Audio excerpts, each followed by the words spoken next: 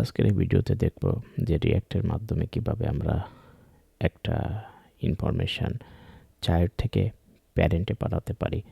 এর জন্য আমরা প্রথমত কম্পোনেন্ট ফোল্ডারে ক্লিক করলাম, করে আমি একটা নতুন ডিরেক্টরি তৈরি করলাম বা ফোল্ডার, চাইল্ড টু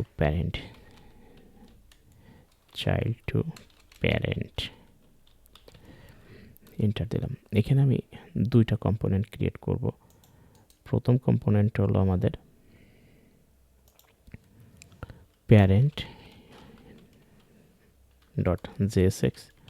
আমরা কম্পোনেন্টটা ক্রিয়েট করে নেব। এখানে আমরা একটা মেসেজ দিয়ে দেবো প্যারেন্ট।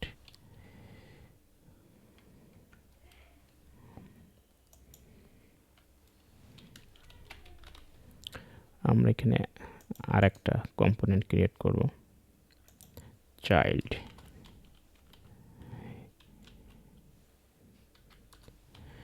এবং রিঅ্যাক্ট কম্পোনেন্টের মাধ্যমে এটা আমরা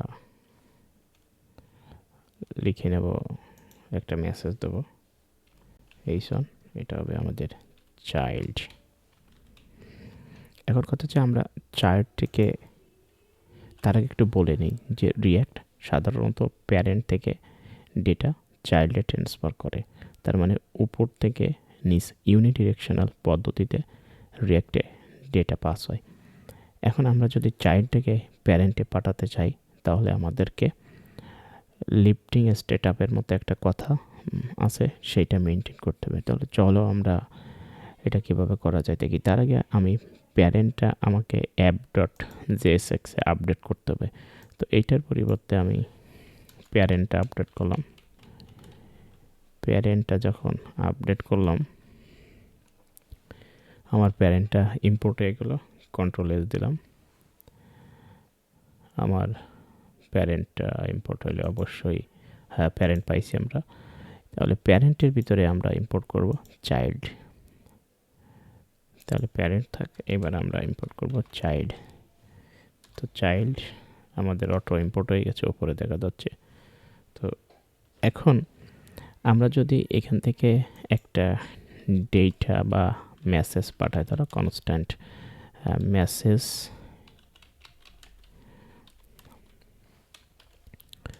আই অ্যাম ফ্রম প্যারেন্ট, তো এইটা আমাদের পাঠানো কোনো ব্যাপার না। আমরা চাইল্ডের ভিতরে মেসেজ নামে মেসেজটা পাঠিয়ে দিলাম এবং চাইল্ডে সেটা প্রপস আকারে রিসিভ করলাম। এবং এখানে একটা যে কোনো একটা ট্যাগের মাধ্যমে আমরা এখানে দেখাইতে পারি মেসেজ। তো এটা যখন করি এক্স্যাক্টলি আমাদের রেজাল্টটা দেখানোর কথা। দেখি আই অ্যাম ফ্রম প্যারেন্ট, কিন্তু সমস্যা হচ্ছে এখান থেকে আমরা কিভাবে ওখানে পাঠাতে চাই। চলো তাহলে এখানে একটা কথা লিখে ফেলি, কথা স্ট্রিং লিখে এখানে আমরা একটা স্ট্রিং পাঠাতে চাই। এই স্ট্রিংটা হলো যে I want to go to child.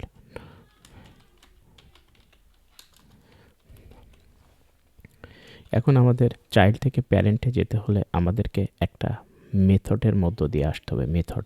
তো এই মেথডটা ডিক্লেয়ার করতে হবে আমাদের প্যারেন্ট কম্পোনেন্টে। তো চলো আমরা মেথডটা ডিক্লেয়ার করি, constant get data from child. এখন একটা ফাংশন সিনট্যাক্সের মাধ্যমে আসি, এখানে একটা ডেটা নেব এবং ডেটাটা এখান থেকে আমরা করি কনসোল ডট লক করে দেব ডেটাটা। আর চাইল্ডের ভিতরে আমরা ওয়ান ডেটা নামক একটা মেথডের ভিতর দিয়ে পাঠিয়ে দিচ্ছি গেট ডেটা ফ্রম চাইল্ড। এখন গেট ডেটা ফ্রম চাইল্ড যখন আমরা এখান থেকে পৌঁছে দিচ্ছি, তাহলে সেখান থেকে যে আমরা রিসিভ করতে পারবো প্রপস আকারে চাইল্ডে, তাহলে ওয়ান ডেটা। এর পাশাপাশি আমরা নিলাম ওয়ান ডেটা।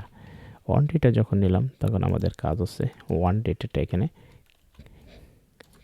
কল করে দেওয়া, যেহেতু এটা একটা অ্যারে, এবং এর ভিতরে আমরা স্ট্রিংটা পৌঁছে দেব। স্ট্রিংটা যখন পৌঁছে দেব তখন আমরা যেহেতু কনসোল লগ করে দেখছি, কনসোল লগের মাধ্যমে আমরা আউটপুটটা দেখার চেষ্টা করি, তাহলে বুঝতেই পারবো। Console I want to go to child, আমি চাইল্ডে যেতে চাই, ঠিক এই মেসেজটা আমি আমার প্যারেন্ট থেকে রিসিভ করতে পারছি। এভাবে আমরা চাইল্ড থেকে একটা ডেটা প্যারেন্টে পাঠাতে পারি।